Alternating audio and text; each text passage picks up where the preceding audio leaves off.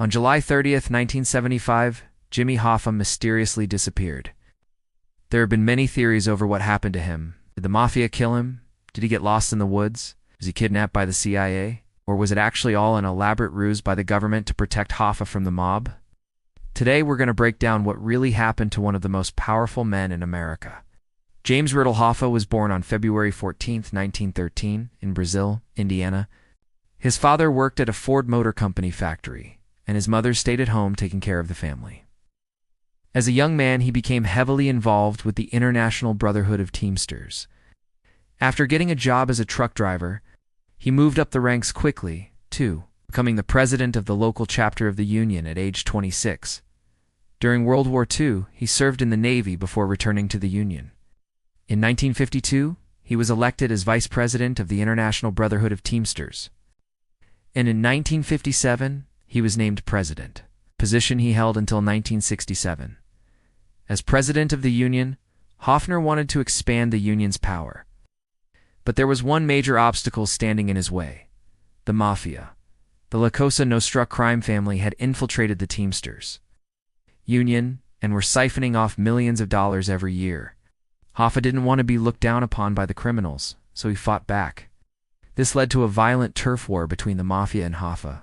But Hoffa wasn't just fighting the Mafia within the Teamsters union. He was also battling the federal government. The McClellan Committee was created by the U.S. Senate in 1956 to investigate organized crime's influence on labor unions. They focused their attention on the Teamsters union and Hoffa.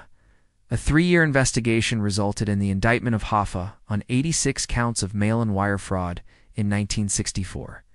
In 1965, he was convicted and sentenced to 13 years in prison. However, while he was appealing the verdict, he continued to run the Teamsters union. President Johnson pardoned him in 1967, but it was short-lived.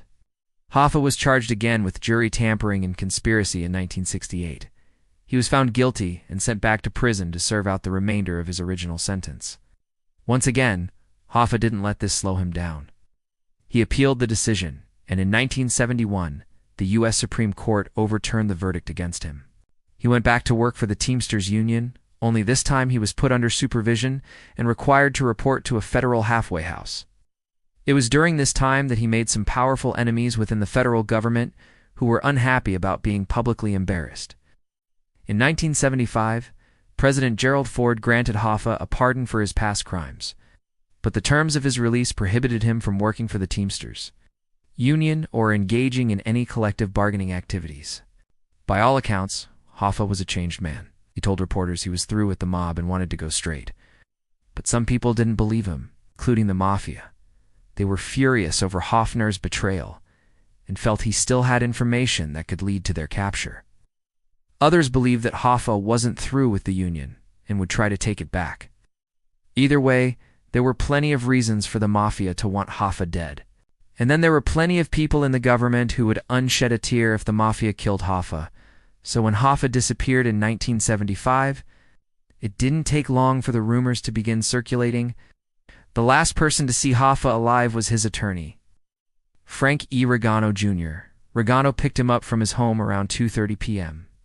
On July 30th, 1975, their first stop was at a restaurant where they met with 2 other attorneys.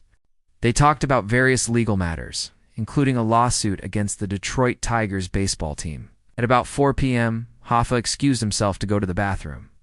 When he didn't return after several minutes, Ron Arnell went to find him. Hoffa wasn't in the bathroom, and he was nowhere to be seen outside the restaurant.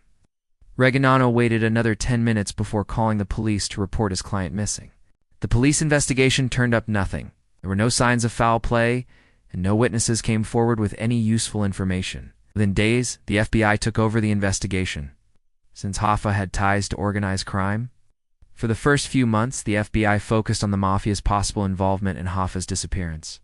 They suspected that he may have been killed and buried in a concrete overpass on the New Jersey Turnpike.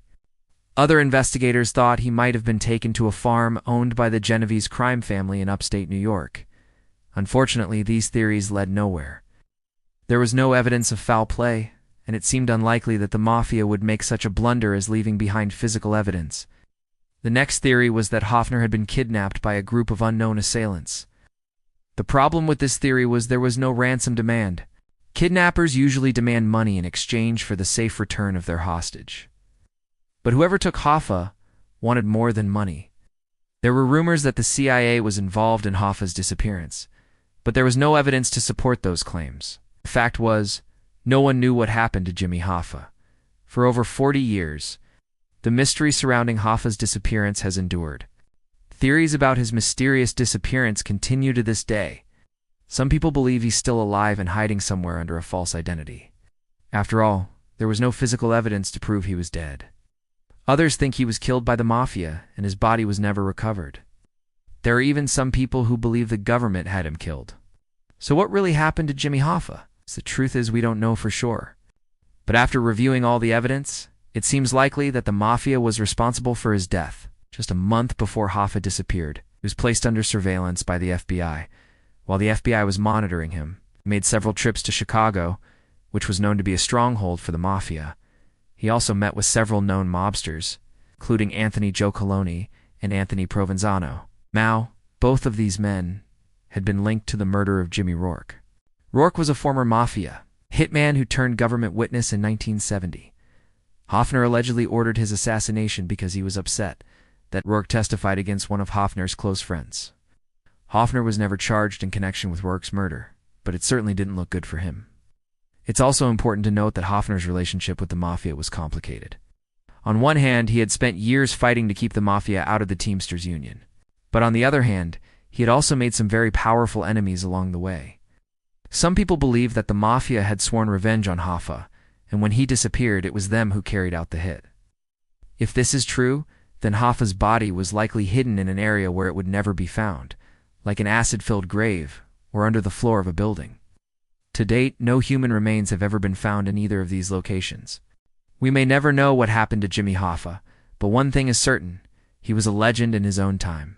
He was a powerful labor leader who fought tirelessly for the rights of working people. He was also a skilled organizer and negotiator who helped to secure better wages and benefits for union members. Whether you love him or hate him, there's no denying that Jimmy Hoffa was one of the most influential people of the 20th century. Now check out What Really Happened to D.B. Cooper or watch Weirdest Unsolved Internet Mysteries for more.